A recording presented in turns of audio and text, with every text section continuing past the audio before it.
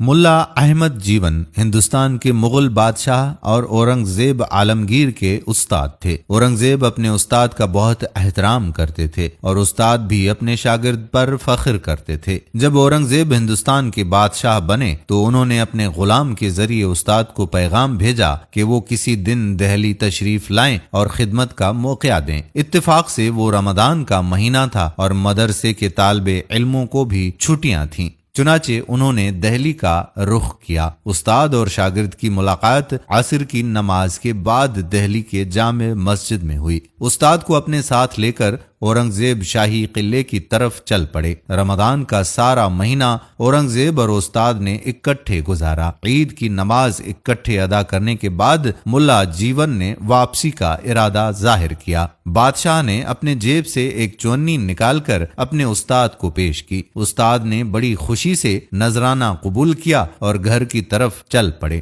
اس کے بعد اورنگزیب دکن کی لڑائیوں میں اتنے مصروف ہوئے کہ 14 سال تک دہلی آنا نصیب نہ ہوا۔ جب وہ واپس آئے تو وزیر اعظم نے بتایا کہ ملا احمد جیون ایک بہت بڑے زمیندار بن چکے ہیں، اگر اجازت ہو تو ان سے لگان وصول کیا جائے۔ یہ سن کر اورنگزیب حیران رہ گئے کہ ایک غریب استاد کس طرح زمیندار بن سکتا ہے۔ انہوں نے استاد کو ایک خط لکھا اور ملنے کی خواہش ظاہر کی۔ ملا احمد جیون پہلے کی طرح رمضان کے مہینے میں تشریف لائے۔ اورنگزیب نے بڑی عزت کے ساتھ انہیں اپنے پاس ٹھہرایا۔ ملا احمد کا لباس، بات چیت اور طور طریقے پہلے کی طرح سادہ تھے، اسی لیے بادشاہ کو ان سے بڑا زمیندار بننے کے بارے میں پوچھتے کچھ حوصلہ نہ ہو سکا۔ ایک دن ملا صاحب خود کہنے لگے کہ آپ نے جو چونی دی تھی وہ بڑی بابرکت تھی۔ میں نے اس سے بنولا خریدا اور کپاس کاشت کی۔ خدا نے اس میں اتنی برکت دی کہ چند سالوں میں سینکڑوں سے لاکھوں ہو گئے۔ اورنگزیب یہ سن کر خوش ہوئے اور مسکرانے لگے اور فرمایا، اگر اجازت ہو تو چونی کی کہانی سناؤں۔ ملا صاحب نے کہا، ضرور سنائیں۔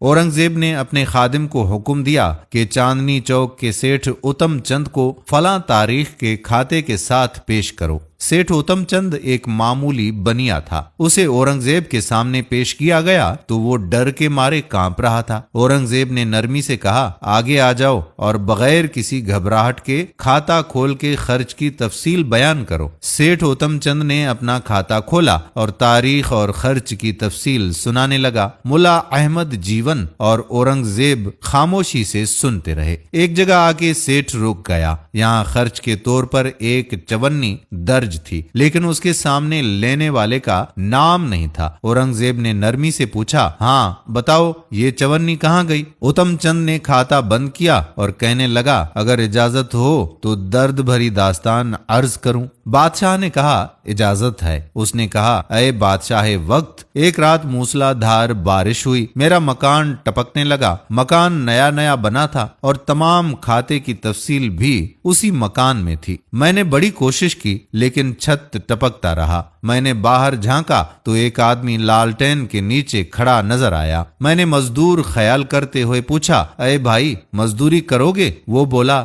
کیوں نہیں۔ وہ آدمی کام پر لگ گیا۔ اس نے تقریباً 3-4 گھنٹے کام کیا۔ جب مکان ٹپکنا بند ہو گیا تو اس نے اندر آ کر تمام سامان درست کیا۔ اتنے میں صبح کی آذان شروع ہو گئی۔ وہ کہنے لگا کہ سیٹھ صاحب، آپ کا کام مکمل ہو گیا، مجھے اجازت دیجیے۔ میں نے اسے مزدوری دینے کی غرض سے جیب میں ہاتھ ڈالا تو ایک چونی نکلی۔ میں نے اس سے کہا کہ اے بھائی، ابھی میرے پاس یہی چونی ہے، یہ لے اور صبح دکان پر آنا، تمہیں مزدوری مل جائے گی۔ وہ کہنے لگا، یہی چونی کافی ہے، میں پھر حاضر نہیں ہو سکتا۔ میں نے اور میری بیوی نے اس کی بہت منتیں کی لیکن وہ نہ مانا اور کہنے لگا، دیتے ہو تو یہ چونی دے دو ورنہ رہنے دو۔ میں نے مجبور ہو کر چونی اسے دے دی اور وہ لے کر چلا گیا اور اس کے بعد سے آج تک نہ مل سکا۔ آج اس بات کو 15 برس گزر گئے ہیں۔ میرے دل نے مجھے بہت ملامت کی کہ اسے روپیہ نہ سہی اٹھنی دے دیتا۔ اس کے بعد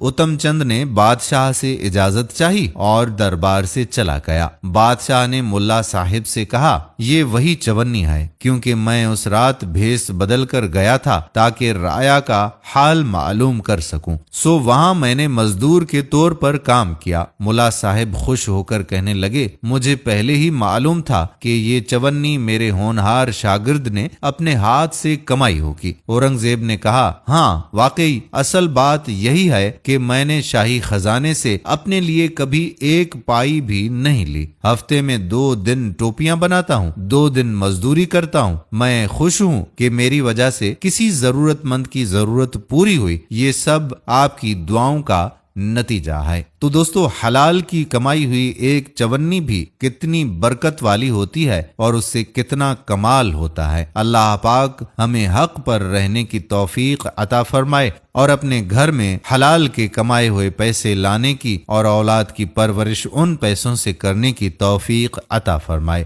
آمین ثم آمین یا رب العالمین۔ دوستو، یہ کہانی کتاب تاریخ اسلام کے دلچسپ واقعات سے لی گئی۔ امید کرتے ہیں کہ آج کی ویڈیو آپ کو پسند ضرور آئی ہوگی۔ آنے والی ویڈیو تک اپنے میزبان قادر کلہوڑو کو اجازت دیجیے۔ اللہ حافظ۔